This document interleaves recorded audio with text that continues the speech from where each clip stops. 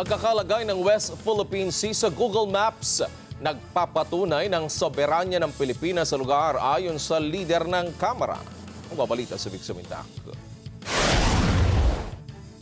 Ikinatuwa ng liderato ng Kamara ang pagkakalagay ng West Philippine Sea sa global platforms na Google Maps.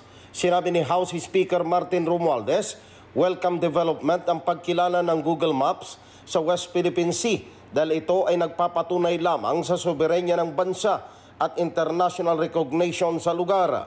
Ayon kay Romualdez, ang desisyon ng Google Maps ay nakabatay sa matagal ng posisyon ng Pilipinas alinsunod sa 2016 na arbitral ruling na kumikilala sa legal rights ng Pilipinas sa West Philippine Sea sa ilalim ng international law. Inihayag ng leader ng Kamara ang paglalagay ng West Philippine Sea sa Google Maps ay isang makasaysayang pagkilala sa karapatan at soberenya ng Pilipinas at ipinapakita nito sa mata ng mundo na may legal na batayan ang pag-aangkin ng gobyerno sa mga pinagtatalunang teritoryo. Vic Sumindak para sa mata ng Agila, matatag, matapang, matapat.